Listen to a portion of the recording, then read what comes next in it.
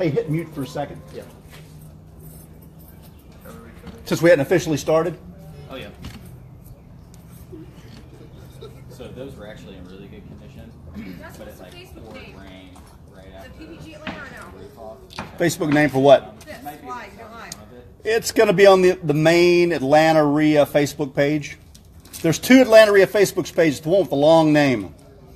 It's like Atlanta.realestate or .investors.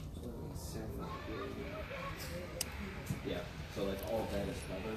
Hey, everybody at home, if you can hear me, we're going to be starting the group here shortly. Just want everybody to get a chance to find the Facebook page.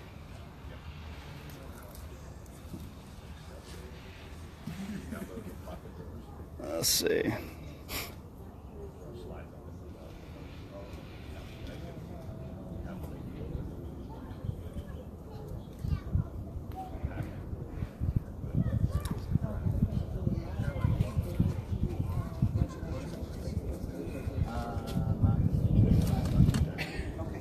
So this is Onsite for April 17th, 2018. And we're down on Tupelo Street in Atlanta. If you have any questions, send them in via the almost at the GoToWebinar interface. I'm so used to doing webinars. Send in any comments you have via the Facebook interface, and we'll do our best to get them answered as we can. You can check out our Facebook page at facebook.com/OnsiteAtlanta. I will be posting this video there later, but right now we're posting it on the main Atlanta RIA Facebook page. Again, if you're curious where we are, we're at 2724 Tupelo Street Southeast in Atlanta. This is a net worth realty project, and William is the project manager. So we're going to be starting here shortly.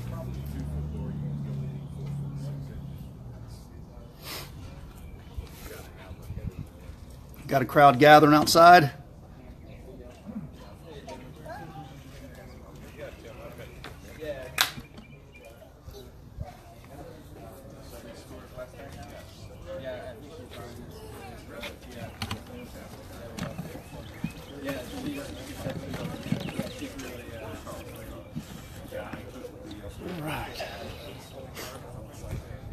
All right, give us one more moment and we'll get started. Excuse me, folks. Hey, Chrissy. What am I doing with that? I'm not going to be able to hold it at the same time. Are you going to use it? Because I'm not going to be able to I just did. I'm done with it. There you go. All right. William, you know, unmute the mics. Let's test them, see if they're working. Okay. Again, testing 1, 2, 3. Seems like it's working pretty good. All right. Yeah, but I think it's gonna get Everybody's still gathering here. Looks like Don just pulled up. Hey, Chrissy, let Don know he can park there if he wants to.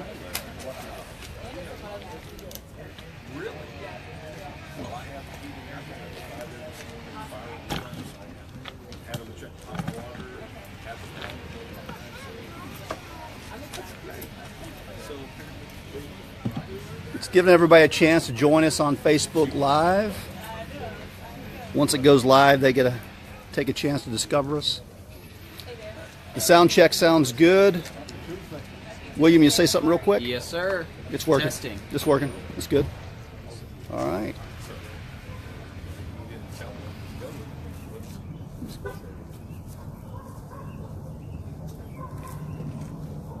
This is the fella I was waiting on. Don DeRosa is in the yard. Well, welcome everybody to the Onsite Renovation Group. We are doing this on Facebook Live for the folks that can't join us, or if you want to watch back later. Because a lot of times we have a big crowd, you don't always get to hear all the answers and the questions that are asked. So if you enjoy what you see, you can watch it on our Facebook page, the Atlanta RIA Facebook page. We'll put up on the Onsite Facebook page as well. But the Onsite Renovation Group's been going on for a number of years. Aaron McGinnis started this group years ago. He was a contractor and did a lot of work for investors. And it's had several leaders since. Don and I took it over a year or so ago and really, really enjoyed it. This is quickly becoming one of our favorite groups because we like to rehab. A lot of you like to rehab or want to get into rehab. So it's a good chance for us to come out once a month and see different rehab projects. Whether it's one of our rehab projects, one of our members' rehab projects, one of your projects, this is what we do. So it may be in the beginning stages of rehab where maybe it's just through the demo phase. Could be halfway finished, could be have all the drywall on, could be fully finished, could be fully staged. And many times we'll go back and revisit some of these properties when they're completed. So maybe William will let us come back in a few months when he's all done. Yeah, definitely. And see the finished product. So if you're interested in learning more about rehab, this is a great event to come to, because you'll not only learn from our successes, but also our failures, our mistakes. You'll hear all about permitting issues and contractor issues, things that can go wrong, things that go right. You'll see it all. And every rehab is a different project. This is the first time we've been to a pop-the-top rehab project. We've got one of these going on right now down in Tampa. We have an on-site renovation group. They're meeting at our first fire-damaged house today down there. So we'll probably visit one of those sooner or later. But we like to gather here and ask our host lots of good questions. So this is a net worth realty project. As I said, it's a pop-the-top project. I mistakenly said that I thought this was Manesh Hardio's project. It's his company's project, but I thought he was personally rehabbing this one, and he's not. William here is. William, you want to introduce yourself real quick? Yeah, my name is William Hart. I'm with Net Worth Realty, and I can go past that, or? Yeah, I was going to say, this is his personal rehab project. So as we get started, I'm going to ask you lots of good questions. We always usually start on the outside, and then we'll open it up and let the audience ask good questions. Okay. But question I have is, how'd you pick this? How'd I pick it? Yeah, so lots of activity on this street. Oh yeah, this is a really good street, a really good area. It's in East Lake. So I focus mainly on my acquisitions are in Kirkwood and East Lake. I just understand the area. I think it's a conservative and it has value that you can come in, do renovations, and there's still money to be made. So purchasing this property specifically was actually for another investor that was with Net Worth. It was their first time buying. They were very hesitant, so I was trying to sell them through the numbers on it the whole way through. And by trying to sell them all the way through, I actually sold myself on it. So they backed out. They were doing soil sample tests. That's the degree to which they were trying to figure out if they wanted it or not. So all of my was that required? I'd never seen that before. They were paying $700 out of pocket to test the structure underneath the ground. That wasn't required? Oh no, not at all. I've never seen it before. And I see it when we do subdivisions. Yes. But that's usually for perk tests. Yep. This isn't on it. This is sewer, right? Yeah, this is sewer, or if the topo's weird and there's a retaining wall that might be given away. I completely see it in that. But in any event, sold myself on it and basically went through the process of purchasing and renovating it. Okay. So specifically, this house was listed on FMLS last summer. I picked it up at towards the beginning of fall last year, and then I went through permitting. A lot of the houses that are on this street are what I was aiming for. The one that's right over there is about 3,000 square feet, and that's kind of the same size lot. Which one? I didn't want to go to that scale. It's the blue triangle top with the hardy plank on the side. all right. Yeah, he's referring to that one right over there at the top of the dumpster. Yep. Right over there.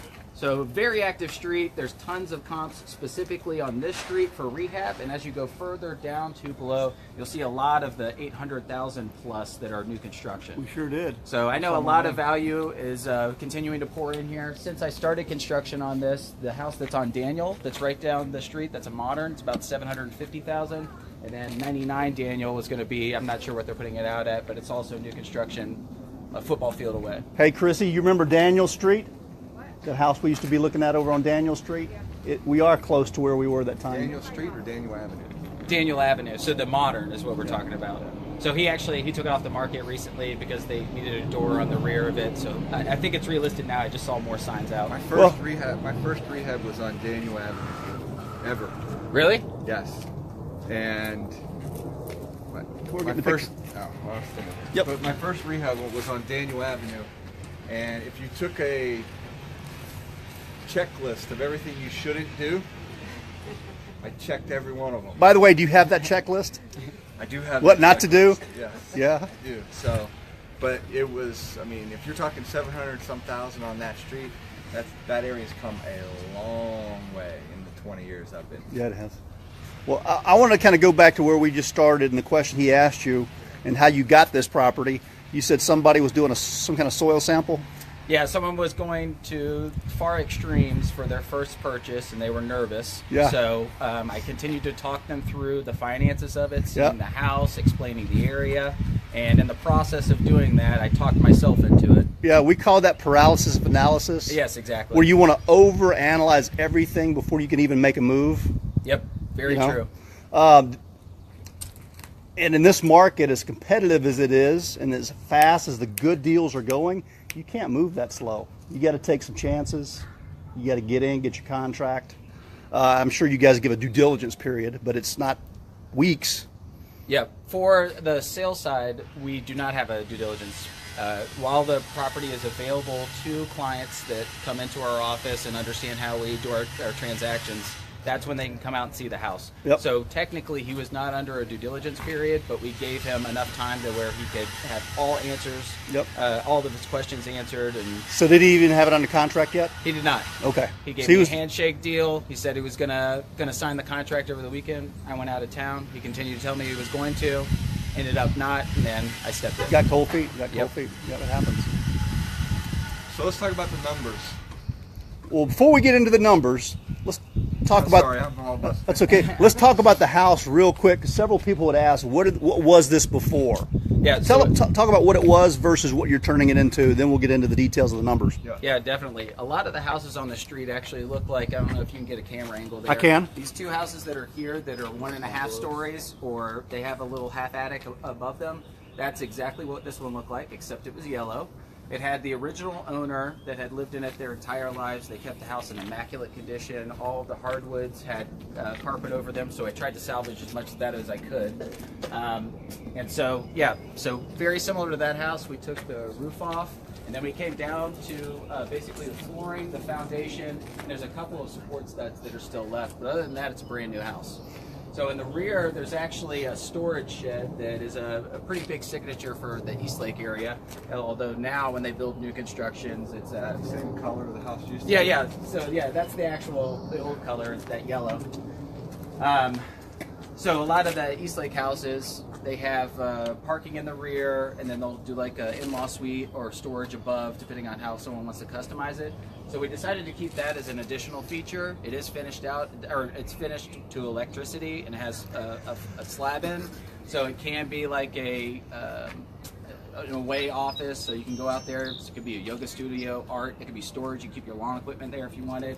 But we thought that would be an interesting little signature for it. Yeah. So how many square foot was the original house again? The original square foot was, I think, John, do you remember? Oh, John ran away. 1184. Original about 1100. Yeah, 1,100, and then we've doubled that. We're right under 2,100. 2,100. Okay, because that was one of the questions we had earlier about how big are you going to make it? Yep. So it's 2,100 square feet ish. It's a 4-bed, 3-bath. Wow. So that's kind of what I aim at for all the houses that I do. I think the 4.3, 2,000 square feet is the right number that a lot of people look for, whether it's a young couple, a middle-aged couple with kids, or anybody in between. So What area, like around here, what's the cost per square foot for the 2,100 square feet? So for 2,100 square feet for rehab, which is how we were building it, but how we're going to be actually selling it as a new construction down to foundation, we're going to probably be somewhere, I'd have to have John really answer that, but I would say somewhere around $85 a square foot. And that's pretty much what addition costs are. That's your build cost. Yeah. What's your cost per square foot selling? Oh, selling? It would be, I can run it up, but it would be, That's okay, I was just curious. I'm planning on selling this somewhere in the 575 to 600,000 range. So that's depending upon demand, but 2,100 divided by 575 is probably a safe number. Yep. Actually, reverse that 575. You'll go. I'll let you go first. Hold it up. Hold it for a second. Hold that thought. How many? How about your 2,100, I can tell he's got some follow-ups. 273? 273. Okay. So 273 a square foot. Wow. Is what his cost is going. I mean his cost per square foot is.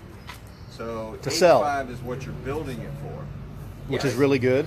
which is really good. Really, really good. So I'd like to get into some of the costs associated with this, Yeah. starting with the very beginning. Yeah, and I will explain that this is a trending area. So when I first bought this property, it was on an ARV of 505,000. So I only had one comp close by that just sold at 495, and I thought that I could definitely beat that. So the original numbers are based on me trying to hit that number. 495. 505 is 500 is what I was What do you trying to think hit. you'll sell for again? What'd you say? I think anything over 550 is very achievable. I think 575 is a really good number, and anybody here that wants to buy it for 600, finish it however they want, they can do it right now. Okay. All right, let's talk about costs. Yep. You bought it for Bought it for 260,000.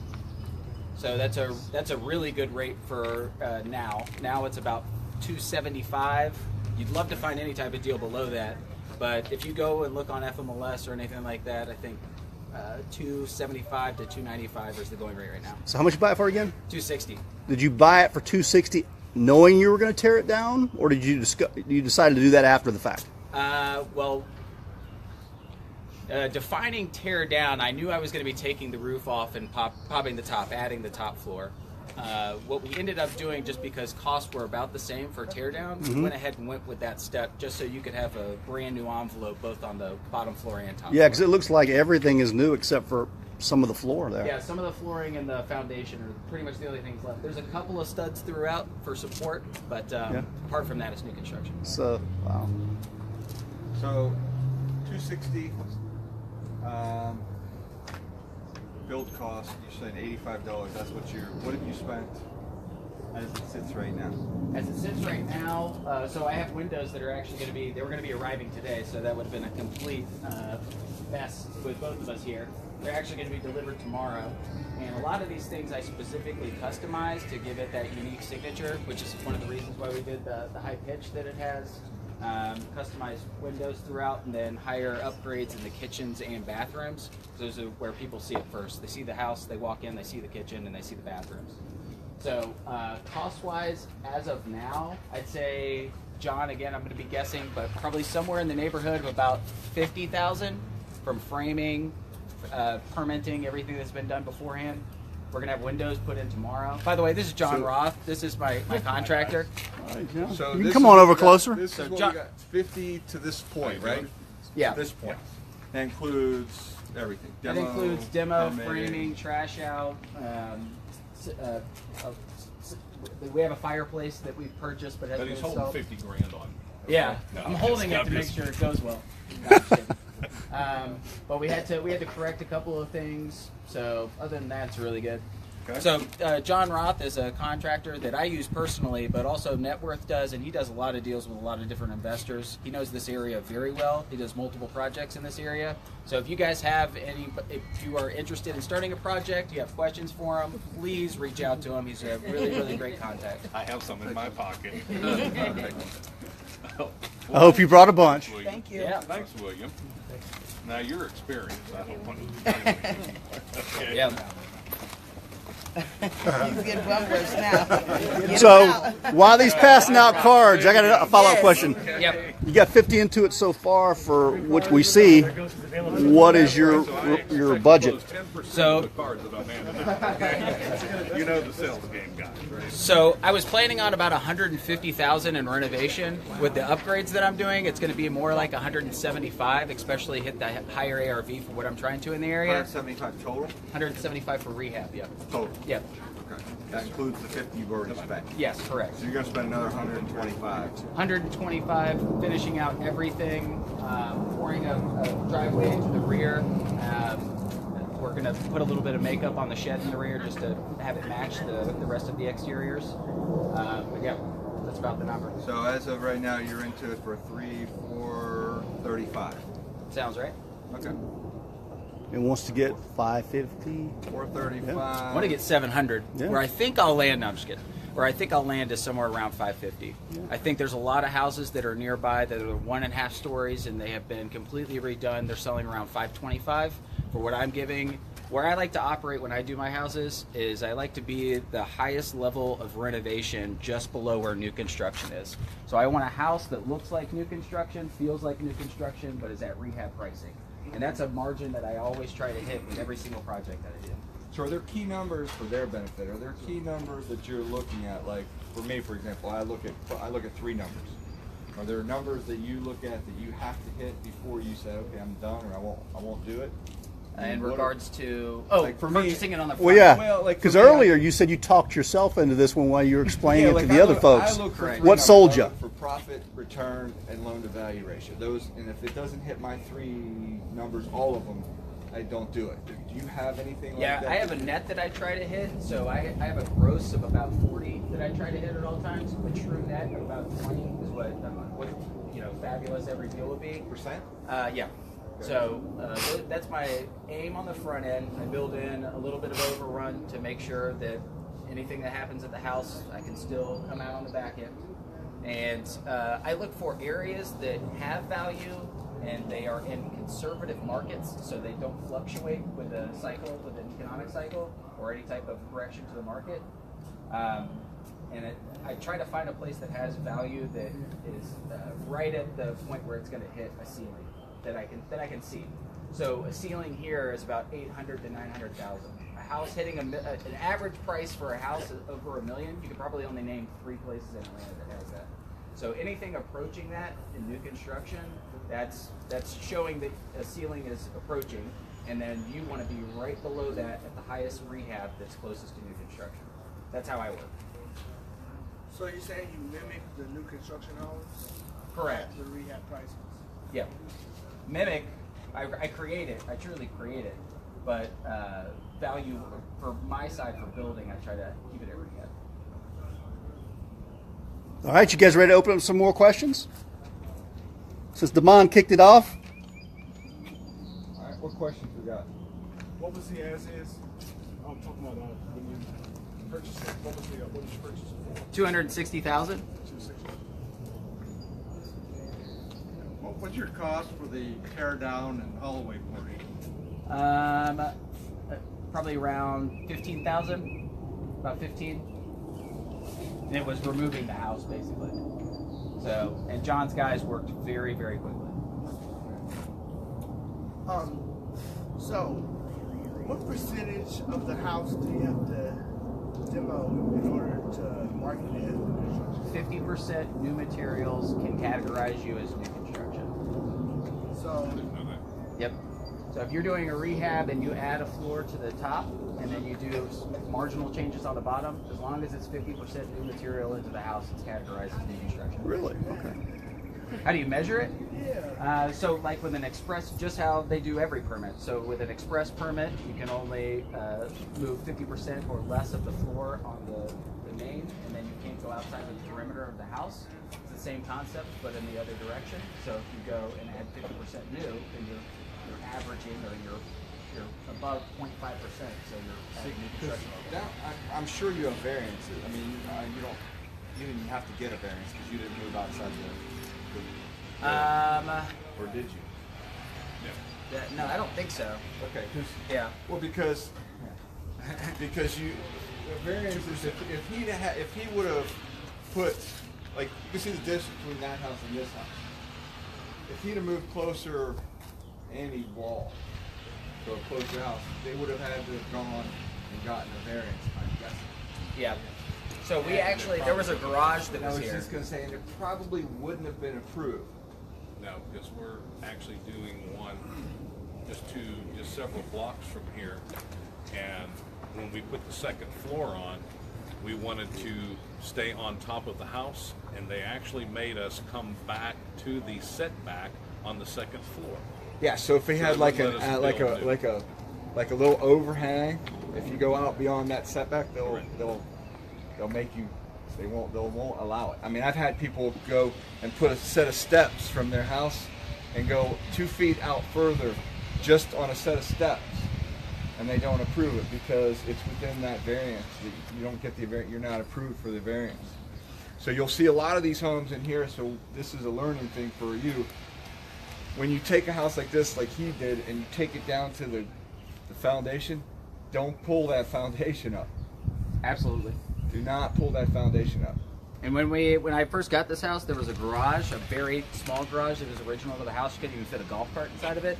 We took out that and then used that line for our setback on the side. So, I mean, he's literally built onto the existing foundation, which allowed him to do a remodel, basically, Yep. versus new construction. So you'll see that a lot. On that 50%, was it square footage or was it dollar amount? Square footage. Square footage. For categorizing it? Yeah. Yeah, square footage. And on your $85 a square foot, did that include everything that you put inside the house, plus like your anticipated closing costs and all that? No, that doesn't include closing costs, and that's an average number. That's not exact. I'm giving you an average. And does that include like your driveway and all that stuff? Yeah, it includes a landscaping package. We're going to be pouring a driveway to go into the rear for parking. So that was another thing that I really liked, is you could take out the garage and then you could pour something to get in the back, because before you could only park right here. So that does include that. But William, you need to tell them that prices have gone up because we Prices have to have go gone up. up. We had to go up what, 5 or 7% from the time you put it in to the time we actually started construction. Yeah, so permitting for this house was about 3 to 4 months, which is about average for this area.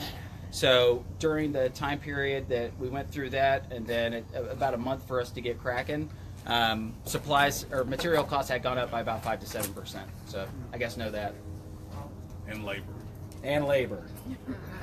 Not mine. I didn't make any. I'm sorry? What kind of issues have you had with this? That you didn't John, you want to handle this? No, I'm just kidding. What kind of challenges and problems was the question, if any? The designer? No, I'm just. Yeah. That was going to No, be my we- question. Who designs? No, I this wasn't thing? talking about the architect. That's different. I was talking about the designer. But that was the joke between. Yeah, between so, us. But the architect had a couple of issues that weren't exactly right on paper, and we assumed, and we had to get a new meeting back together, and we had to make a couple of changes. But you know, it's When just when part that of the happens, process. When that happens to you, who fronts the expense of that? The designer, because it's his fault or her fault, or is it the? Or is I believe we shared that. Yeah, it was shared. So I'll tell you right now, this is my second flip that I did. So I was creating a team, a crew to do all this together. So there were a lot of learning curves. There were some miscommunications, and you learn a lot when you set up complete strangers that are professionals in their own fields. They have their own way of working. Then you put them together. So you just kind of have to go through those bumps. And as long as everyone continues to communicate and doesn't get too headstrong on how their process works, as opposed to making it work for the team, that's kind of the biggest single item that we have handled since we got the house. So the architect had specific designs for the exterior, for the A-frame and how the exterior is supposed to look. So there was a little bit of change that needed to be done during the framing. And outside of that, there was some code stuff that we needed to handle on the inside, which was just very gonna say, easy. they made you do that? When the inspectors made you make those changes? No, the inspectors did not. The architect really pushed that this was an accenting mark of the property. Okay. Because So- sometimes they'll make that choice for you. Oh yeah. So there was so between the framers and the original plan, there was also some ceiling height issues. We wanted a clean 9 feet, and it just didn't come out the same in the plans. So when we first started looking at things that we needed to change, we did notice that on the bottom floor we needed to get as close to 9 feet as possible. So we actually had LVLs in there that were 1x12s. Yeah, there were 2x2s. 2x12s, and then we cut them down to 2x8s, so we were able to get 4 more inches. So it's 8 feet 7 inches on the bottom floor, and then it's a clean 9 on the top. But because we kind of caught the mistake a little bit later, you'll see that some of the rooms, like the master, are trade, and that's to incorporate and get as much of that height as possible. And then we went back and corrected everything else on the second floor. So it's a clean 9 on the top, it's 8-7 on the bottom, These are all LVLs running this way. And those were probably the biggest issues that we had. What's your time frame for something like this? So I personally, you can get, once you have the permitting down, you can do permitting as quickly as 2 months to 3 months. There's a lot of learning curve there, but you can't get it down to that quick for areas like this. Construction, I would probably put somewhere in the neighborhood of 4 months, 4 to 5 months. So I would safely say putting it on market for 30 to 60 days, which these houses sell pretty quickly in this area, your all-in would be about 10 to 12 months. Wow. Is this City of Atlanta or do you have county? This is City of Atlanta. Oh, it is? Yeah. Permitting. Yep. Weston, you say it was all in for how much? Or did you say that? 260 plus 175. It was 175. Yep. Okay, I have a question for everybody that comes and wants to do renovations. They always ask me about what's it cost. Just give them an idea. Permitting, something like this. Permitting, rough guesses, because I mean, Yeah. they always want to put a finger on, okay, what's it going to cost? Because they've never done one. Yep. And so, if you can give them some ideas of, like you're having windows. Yep. Give them an idea of like what you're spending on windows. You don't want to know how much I'm spending on windows. We get really, really nice windows on all the houses that we do, so we're probably right around 12,000, I think. You can do windows for as cheap as 5,000 to 8. I think that's pretty good. But you'll see as you walk through this house that we have 32 windows, which is a little bit of an overkill. We wanted a lot of natural light in there, as well as in the rear. We have a lot of windows stacked up around where the kitchen's supposed to be, because that's another focal point of why we're trying to sell it in that new construction range. Okay. Permitting. Permitting, I would probably put, once again, depends on the person that you're, the architect you're dealing with.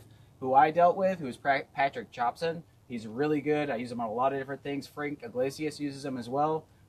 So he works with a lot of people in town. He has 3 architects that work with him in his firm. So I would suggest him big time. What's his name? Patrick Chopson. And so he operates on he has a base package. It's about $5,500. But then anything that comes to you as a bill from the city, so like demo, the actual permit from the city, anything like that, that's going to actually be a bill that comes to you. It goes directly to you, and you pay it. So basically, you hire him, and he takes care of all that. He takes care of all of it. He'll expedite as well, as long as he can. It's a city that allows it. Do you know what a permit expediter does? I mean, obviously it's self-explanatory, but can you explain to them why you rushes around? Why do you go to someone like that versus doing it yourself? Because you can do it yourself. It's a great question. Yeah, you got to learn how the rat maze works. Yes. And the expediters are the rats that know where the cheese is. So you let them go, you pay them a little bit of a premium, but there could be the smallest thing, like someone not filing your paperwork or putting it on a cabinet behind where it's supposed to go. That can cost you months worth of it's nobody's fault. That's how the city works. And you really want somebody to know what they're doing when they're running around the city and trying to get that permit done as quickly as possible. Because that can cost you $3,000, $5,000, $6,000, $8,000 very quickly. So you paid the $5,500? Yeah, $5,500. I probably paid about $2,500 for the actual demo and permit. So I would say about $8 would be all in. That's a low number. Yeah. That's because he's really good at what he does. All right, Damon, do you have a question? Oh, no, he just answered. Very good. Okay, so we got permitting out of the way. How about framing? Framing, we were probably right around 20, I think 24,000. No, it was more like 35. 35. That's So, material and labor. Yeah, material and labor. For what you see. Yeah. Does that include roof? Yes, no? Not the shingles. not the shingles. The decking, just not the shingles. Okay. And we had to go back and change a couple of things, so that can be cheaper. And it's, yeah. Yeah. Every project you're going to do something more than one. I don't care who you are. Yep. So, and that's about it for what's been done framing wise. We had to make sure we could get a fireplace in here. We're in the middle of doing rough plumbing right now. About to have an electrician out here, and the window's coming tomorrow. So we're going to be cranking out. How many windows did you say you had? 32, I think. Yeah. That's a pretty good price for French windows. So 32 windows at 12,000. When you got a calculator, 375 a Pretty window. good. Installed. That's Yeah. installed. Yep. That's pretty good. Just for good windows. Everyone, Yep. I'm telling you is everybody, you guys all come and say, hey, what do repairs cost? That's the big. There's two variables that most people struggle with. One is hitting what's the property going to be worth when you sell it. What's the ARV? And the second number that is the biggest variable is how much am I going to spend on it? What's my repair cost? So that's one of the reasons why we like to do this event. This is because you'll see different costs, but they're all going to come. You're going to see a lot of similar pricing. You know, it depends on also the higher end quality, like what you decide to put in. I'm assuming you're going to put in higher end fixtures, and you know, I classify rehabs as A, B, and C. A being like Class A space for retail, and C being lipstick on that pig type renovation. So I'm going to assume this is going to be like an A renovation. Yep. A minus, I would say. Not completely over the top, There's a lot but more letters. yeah. There's a lot more letters. Yeah. There's a whole alphabet. Yeah, but we'll definitely play. Fixtures is another thing we will spend more than the average person on. Windows, of course, and then quartz countertops, things of that nature, glass showers that are frameless. A lot of things that people just like as an optical. This is pretty impressive for your second deal.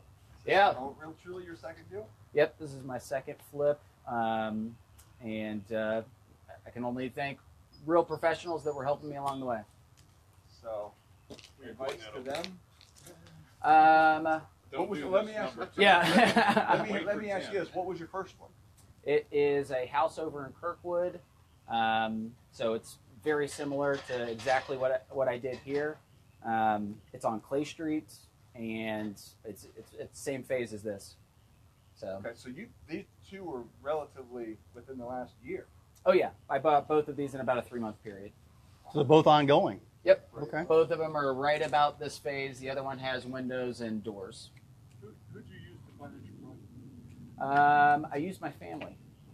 So they wanted to get into it. They have been in real estate. I come from a real estate background. So they knew that Did I they help the project at all? Yes, Did they help my you? mother-in-law is the interior designer. She does an amazing job. Every single house that I've seen growing up around them, she just does an amazing job with everything. She's very detail-oriented. So I am the digger. I find the property, tell her this is a good source, good thing to have. I put the crew in place, and then they really handle that other than me doing some problem solving. What's the typical cost for an interior designer? Interior designer, most of them, so someone like John will have somebody that can come in and help you. They usually have base packages depending on how much help you actually need. So if you want to be a part of it or you want to help pick out what the fixtures and finishes are, you're probably anywhere around $2,500 to $4,000. So it just depends on the scope, what they plan on helping Is that you just do. for the design of it? That's just for the design? It's for CADs, drawing. More than likely, they're going to be picking out a package. They'll be color coding it and numbering it for the GC to pick up or subcontractor to pick up and install in the house. Hey, look who's here. I got to tell you. He's hiding back there. Manesh just showed up. If you've never done this, I highly recommend, especially for the males of the group, because not to be sexist, but males typically don't have quite the eye that a female does on fixtures. And I agree with that. So if Or you're color. if you are design challenged, it's worth every penny. Because once you start it and you think you can do it, it's hard to go back. It's hard to change stuff once you've done it. I mean, you can't change your mind halfway through and go, you know what, screw it, I want 9-foot ceilings now. And if you pick an interior designer, more than likely they have other projects going on, so they know what's good in what areas, like what's selling, what colors are good, what fixtures make a certain house pop. What's the style?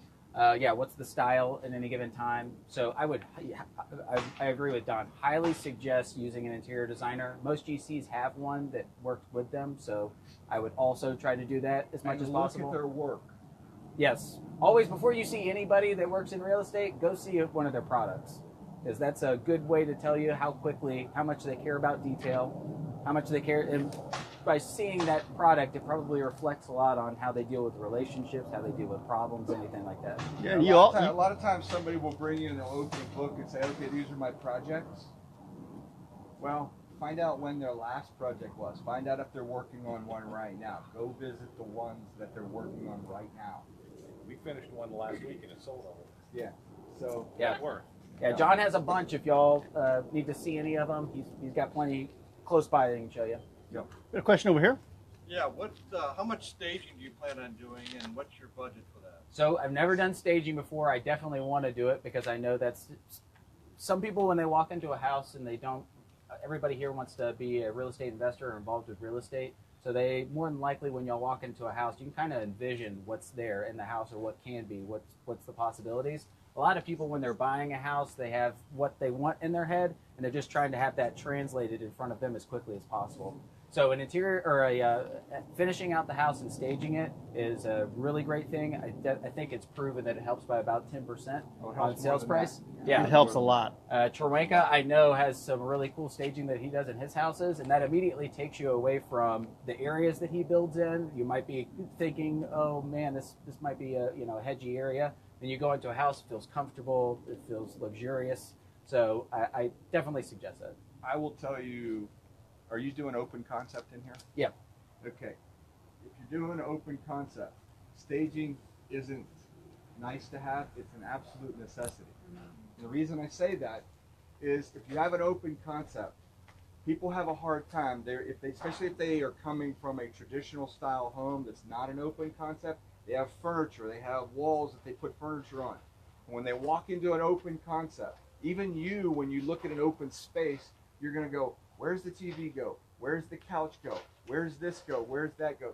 You're going to have a very difficult time figuring out where that stuff should be. And if you have a hard time, when your buyer comes in here, if they can't see their furniture in here, they're going to have a hard time with it. Even if it's a beautiful open concept, you want them, the first thing they do when they walk in the house, to go, wow, I can see myself living here.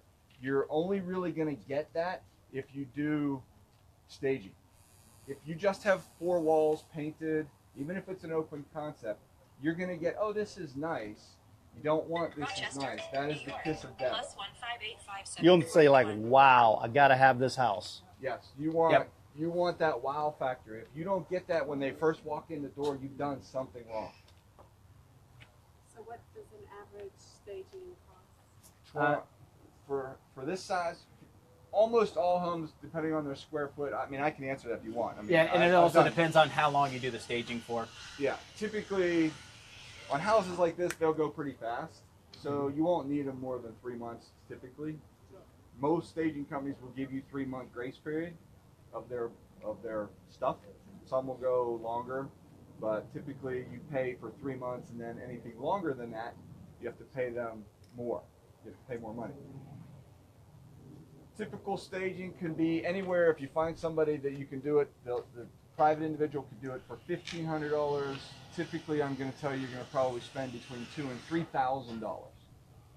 And you're going to typically do the kitchen, the bathrooms, the master bedroom, and the living areas. Yep. For a month or for the... No, that's a one-time cost for that 3-month period. And then if it goes beyond that 3 months, then you may you may have to pay them a lump sum to keep the furniture in there, or you may, depending on the staging company, they may cost you a monthly fee. It takes over 3 months to sell in an area like this. Something other than staging is very much wrong. Something's wrong. You've done something wrong. Do they give you your money back for the months you don't use them? No. So Yeah, if right. it sells quick, then that's it. Staging is the cost of doing business. Just think of it that way. The cost of doing business. Factor it into your deals. Don't even think about it. Don't try to shortcut it. Just do it. And we'll show you some staging shots tomorrow at PPG, if you haven't seen them already, about what a big difference it makes. It makes a huge difference. I was looking at a house. I was looking at comps today for a house that they did a very nice renovation, but the house wasn't staged. Okay? similar renovation. If you kind of look at what they've done, same tile, same everything. Staged house sold immediately. Their house was on the market for 3 months. Still hasn't sold. They just dropped the price $9,000. Renovation is the same. The only difference, they didn't stage it.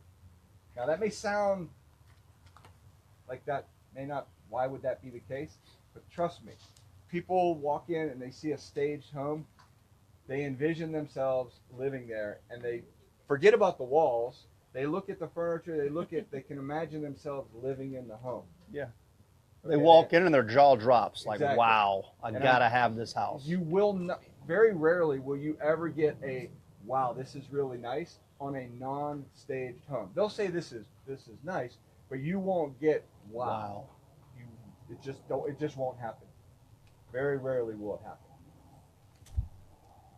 Any other questions? You gonna take a look inside? Yes. All right, let's do All it. right. Now, watch your step here. There's some shingles. Don't trip over them.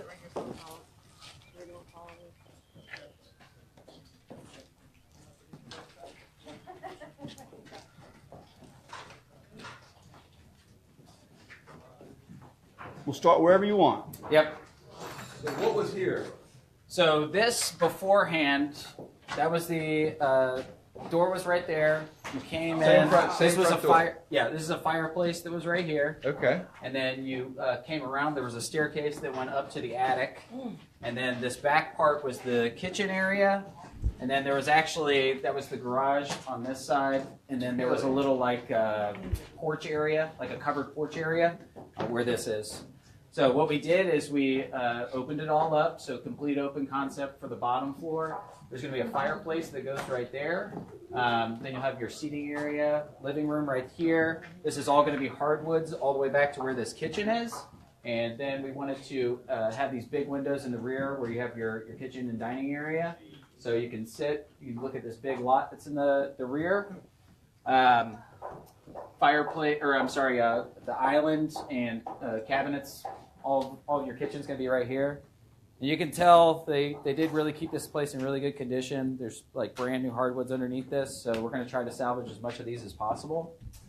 And then you can see that the ceiling height, we tried to go as high as we could. It's about 8 feet 7 inches right now. That's where your fireplace is going to go? Yep, fireplace go right over there. Then you have, as we walk around, the area that's up front is the true family room. It's a flex room, basically. So you can put a dining room in there. It can be for where kids play. You can set it up however you'd like, but we tried to keep it as flexible down here as possible. There's a bedroom that's going to be down here, but can also easily be an office. And then you have your full hallway back right there in the hallway. Pantry there, of course. Now, go ahead. I'm saying, for windows, what do you use? Any particular company, or you just completely interior designer? And I honestly don't handle issues like that. So she gets them from a specific supplier. Now, I will point out, I want you to look up. Everybody, look up. You notice this lumber versus that lumber. What's the difference? This is a different color. They're different colors. It's treated, right? What's the difference? No. They run in different ways. This one's running this way, that one's running that way. Okay. one of them is a pressed wood and one of them is a solid wood. These are what's called laminated veneer beams. So if you take out walls, for example, and you need strength so that your ceiling doesn't sag, you'll notice these right here. This is just 2 by 8. 2 by 8. Yeah, 2 by 8. These are 2 by 8. Sorry. These normally would be, depending on where they are, but you're going to see 2 of them run here, 2 of them run here, and then you're going to see these are all called LVL beams. Those are, when you take out, that's going to handle most of all of your weight. Because these are true 2 inches, these are about an inch and a half. So when you take out a wall, for example, there used to be walls here, right? Correct. So when you take out these walls, you can't just go back over them and put, even if it's a 2 by 12 or something even larger with regular wood, it'll still sag because of the sheer weight. You have to use the LVLs. So obviously this is telling me there's no weight on this side of the house upstairs. versus this side, because you'll see all of them. You'll see an LVL, a double LVL there, and right here, and these are where the major weight is going to be. Is this where the, I don't mean to cut you off, but is this where the architect draws the plans? The engineer, whoever the engineer was, where's Jeff? Who was your engineer? Patrick Chopson was the architect. Not sure what engineer we used. Okay, so now I noticed they ripped these down. All these were ripped. You said this was done to keep the floor elevation higher? Yeah, they were 2x12s. They were removed, and we put 2x8s in. Because they want to get the 8.7-inch ceiling. Yeah, we were trying to get as close to 9 feet down here as possible. Okay. And if you ever hear people talking about LVLs, you also see that these ties, and these are called Simpson ties right here, these little things, these brackets. And that's how you will typically, like if you were to take down a wall, for example, you get into a ranch that there's a wall going down the center and you want to do that. You'll be typically taking and putting 2 of these beams, see like that big beam that's right there. Generally speaking, you can't go more than 30 feet without going to a different type of beam. So how much did adding a floor increase your profit margin? I'm assuming you did it from Well, I don't know the profit margin yet because I haven't sold the house. I would like to think. projected profit. Yeah, so it really just it's about because when we first found this mistake, we kind of looked at if you kept it at 8 feet, what would be the resale price, and we were thinking right around 30,000 would be the difference between bumping it up as close to 9 and putting 9 feet above, as opposed to keeping it 8 here and then going 9 upstairs, which would also be weird because then you have a more open feel upstairs as opposed to down. So this would feel like a basement almost. Is there a reason for the beams going this direction and this direction? John?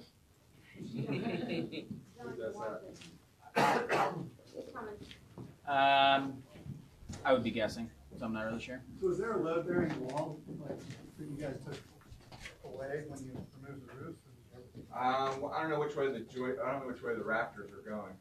I didn't pay attention. But John, Yes, sir. Art's got a question for you. Yes. In this section of the house, the beams are going here, and the back it's going the other direction. What's the reason for that? The way the architect drew it, I guess. We just built it the way he drew it. I knew that answer. It's a structural engineering. No specific reason. I was gonna say, I don't think there's a reason for it. I mean, they could have gone this way. I don't know that that's. They might. I was gonna say it might be just a sheer cost of longer boards. That would be. Sorry, I couldn't be some. Yeah. Yeah. Quick question. I don't know if this is off topic. If this was an all brick house, how would it have been handled? If you want to pop the top on all brick house, because I know this is all wood, so what would be the difference? So if you were to pop the top, which I actually, on the other house that I did, it was brick on the first floor, but because of the extent of termite damage, the house had been vacant for about 20 years. We actually took down the brick, we soldiered in from where the bottom is, so we just kind of made a different color, or a different pattern with the brick on the bottom, and then went hardy plank up. So a lot of people that do have bricks on their first floor and do go up, they put hardy plank up there. It's not worth it to re-brick the entire house on the upper floor. But I'm not a big fan of painting brick, but even if you don't pop the top, let's say you take a window out or you close up a window or you move something, there's an argument there that when you do that, you can put any brick there as long as the brick type matches, may not be color matches, then that would be an argument for painting the brick. Yeah. So, and when you do that, make sure, like he's going to do this when he's saving these hardwood floors, and some of you may be going, how in the hell are you going to save these hardwood floors? Very easily, really. Yeah, not these, but definitely. But there's so when they do that, make sure that your contractor, because I've seen some pretty awful horror stories where they don't feather the floor in, and what I mean by feathering it, they'll take and they'll just butt the just floor. Like this. Just they'll like, go straight they'll across. go straight across. That is the absolute. That is.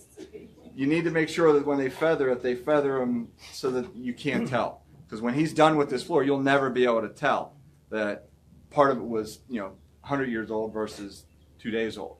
Same thing goes with brick too. A lot of times you'll see a brick where if you close up a door, for example, let's say we wanted to move this door and it was brick.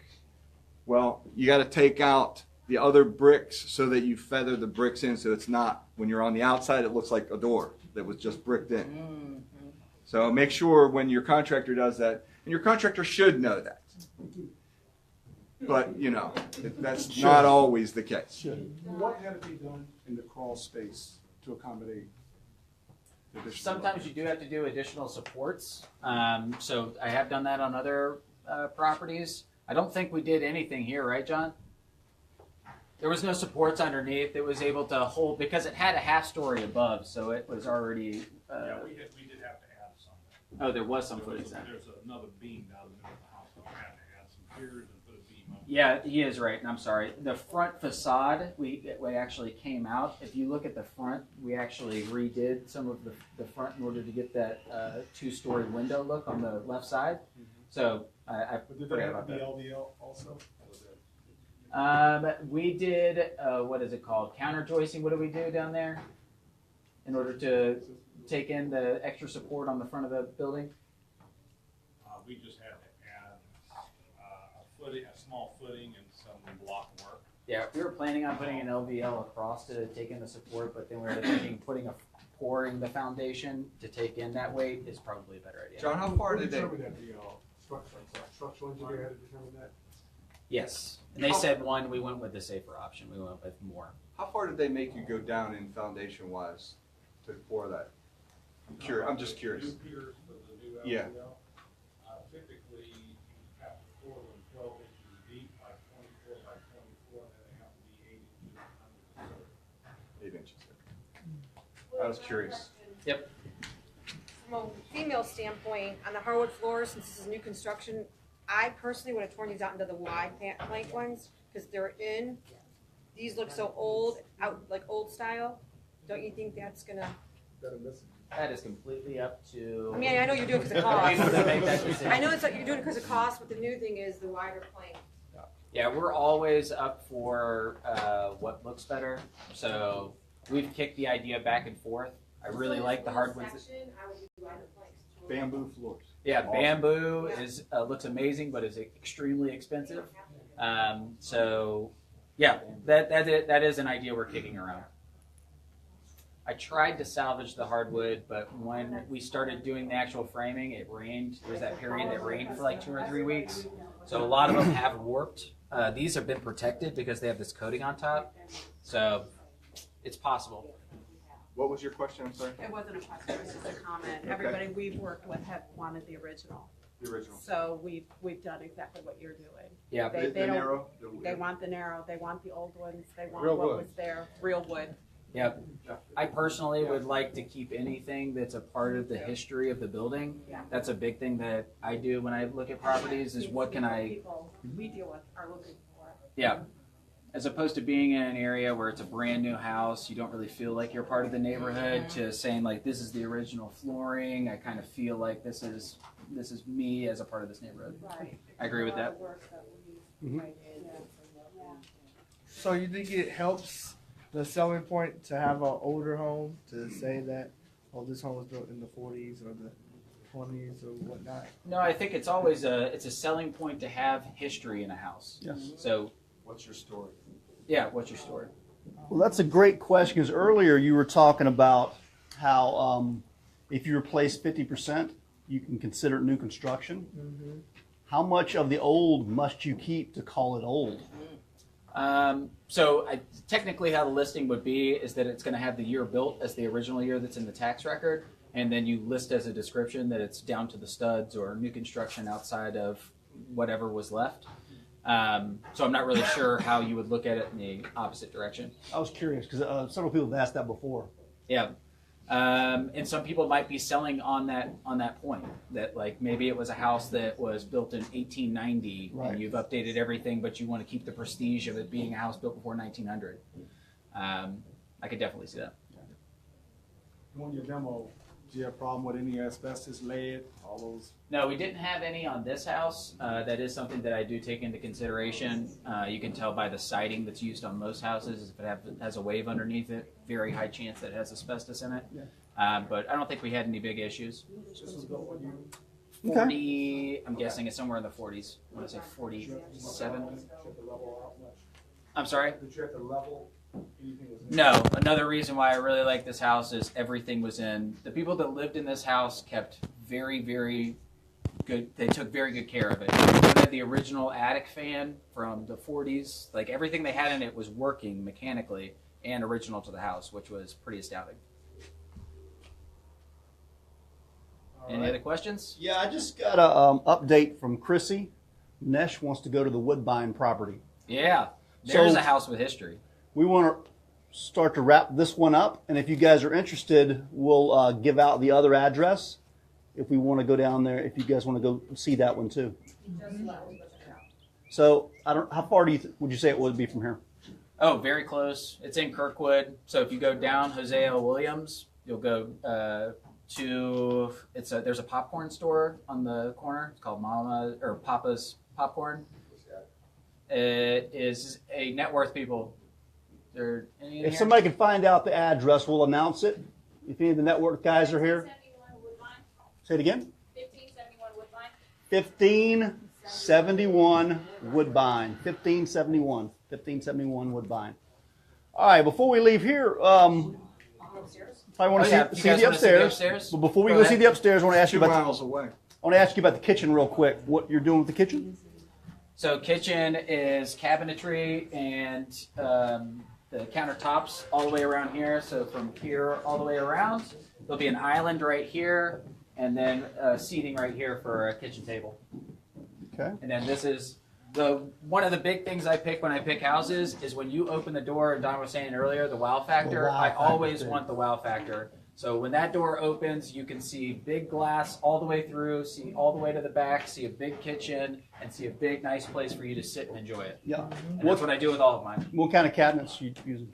They're shaker, and actually I think we're going to go with black on this one, which interior designer is really kind of stressing more of a modern feel inside. Mm-hmm. So we are thinking black right now. I think I heard you say quartz countertops. Yep. Yep. Because last night Manesh was saying that granite's the new Formica. Oh yeah. I got a kick out of that. I do. I like granite because something I learned recently is quartz is man-made. Yeah. So the patterns in quartz are natural, or I'm sorry, in granite are natural, and quartz it's man-made. Didn't know that. Didn't know that. It's more expensive, but All right. Well, if you guys can clear a path, he's going to show us upstairs. Let him lead Oh, the yeah. way, if you don't mind. watch your head here. Yeah, let me follow if you don't mind, since I got the camera. Thank you. Come on up. Wait. Nice to meet you, man. You put in vinyl windows? Yeah. Well, they are. Yeah, they're vinyl. Yeah. What was the question just then? The windows, if they're vinyl. Are they? Yeah. Okay. So this is the master. So we chose to tray the master, kind of give it its own unique feel. Watch this nail. Yeah, definitely watch nails, anything on any work site. But yeah, thank you. Watch out, Art. Yeah, thank you. Watch for nails. Watch for loose boards. Be careful. This is a job site. So this is the master we're in right now, if you missed that on the way up. Yeah, so the master is trade. The rest of the upper floor is a clear 9 feet all the way across. And here you have the master bath along with the closet. So there's a lot of space back there. So this is the master bath. Everybody home? Okay, one question. See how the roof pitch goes this way? Mm-hmm. Which walls are load bearing? It's a trick question from Don. This way or this way? He's asking everybody which are the load-bearing walls Typically. based in a on house looking at the that the rafters. pitch goes this way. Which should answer Art's previous question. At least part of it. Do you know the answer? I don't know the answer. I said, which one of these walls are the load-bearing walls when you have a pitch going this way? Well, there's none in here. Yeah. Typically, when all right, you see your rafters up there, how they're going this way? Mm-hmm. If you cut into any one of those, like when you put an elevator, if I were to go along one of these, the weight on one of them is much less than if I were to take a wall and put it across all of these this way. So however your ceiling's going this way, so if you take any wall downstairs, that's why all these LVLs are going this way. And not as, worry less about them going this way because the weight is obviously in the center, but it's In here, this is where the LVO is under the house, right on this wall. right here, right in the center, down here, but then it branches out and goes this way. Because each one of these, how do I explain it? So, if you were to have a wall going right down, see where that center line is? If you have a wall that's going right down the center, let's say this is a ranch style home. Okay, this is a ranch where you have the ceiling that pitches like this, and then you have a wall going right down the center. If you take a wall and then you have walls going off to the side, so you have one going down the center, and then you have different walls going out. You can take these walls going this way, down, but you cannot take the wall going down the center because all the weight of each one of these rafters is sitting on that. So if you take those out, the weight, it sags. If you take the weight going on one of these, the rest of the weight is supported by the other rafters and what it's sitting on. Does that make sense, everybody? Mm-hmm. Yep. So when you're looking at, you got to go up in the attic and you got to figure out what load-bearing walls are. If you're new at this, get a contractor. He'll be able to tell you. He probably has built it, and built walls that he can tell you. But generally, as a good rule of thumb, if your pitch is like this, the load-bearing walls run down the center or that direction. Question for William. Yes. Is this one big shower? You putting a tub in here? Or Yeah, what? it's one big shower. We're going to try to put, It's pretty big. A lot of houses are doing the big showers with tubs inside of them. That's something a lot of the new construction people are doing. And then, so we actually decided to go with a large shower with multiple heads. So that's what we're going to be putting in there, all glass. Will there be a tub anywhere else in the house? No, well, there'll be tubs in the other two bathrooms. Okay. So definitely need a tub somewhere in the house. Right. All right, any other questions while we're up here? The rest of it over there is Jack and Jill. So you have the front and back, and then you have a full in between. We'll have sliding doors to enter into the Jack and Jill full bath, and then a laundry room right here. So this is the master. Yep, this is the master laundry, and then a Jack and Jill. So this is the laundry room I'm standing in right now? Yes. Okay. Yep. But yeah, there's the. Okay. Nice view of the backyard. Real nice sized lot. I'm sorry? Yep, literally right here. Yeah, I heard you say it's a 4-3. Yeah, 4-3. It's 2,090 something square feet, 2,100 square feet. Real nice high ceilings. This must be the Jack and Jill bathroom.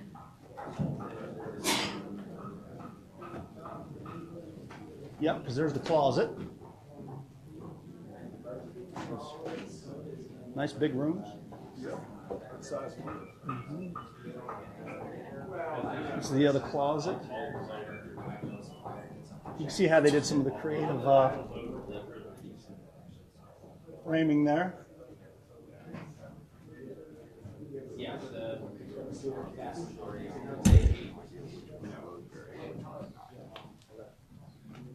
Electrical cost I budget for about $150 a month. So just whatever it takes to either put a generator or the No. The electrician come in and wire. Oh, You haven't done your wiring yet.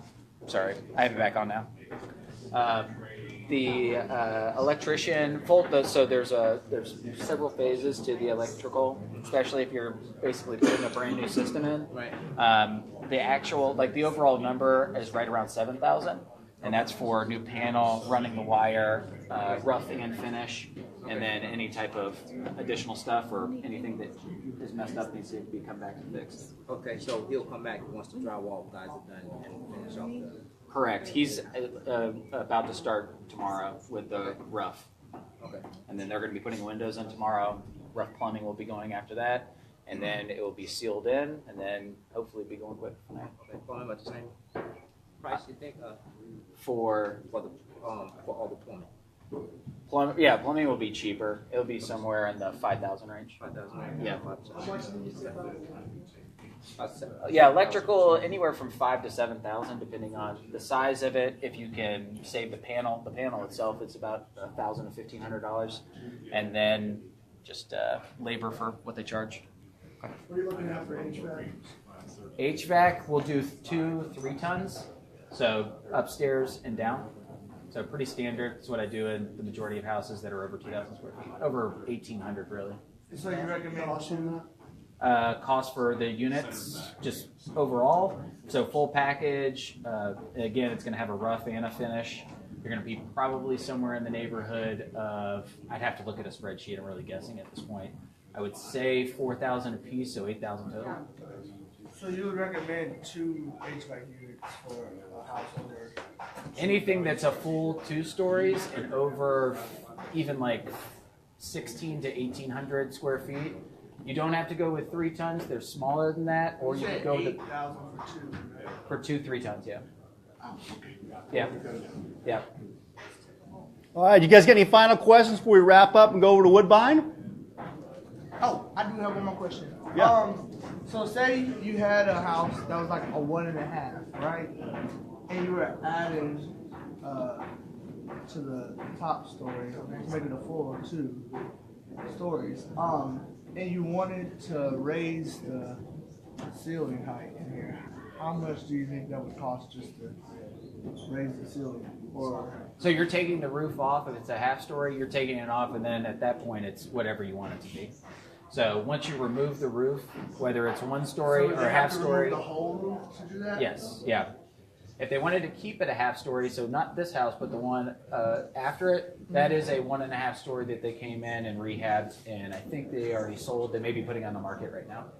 Okay, so but if they wanted to make it a 2 story, they're gonna have to remove the whole roof. Yep. So that's really not a concern. Once you take the roof off, you can design the floor however you'd like. All right. Let's give it up for William for being here today, showing us his house. Appreciate it, William. Chrissy, what's that address real quick for Woodbine? 1541 Woodbine. 1571. And I think Manish is there now, so. Manish left a while ago, yeah. Yeah. 1571. 1571.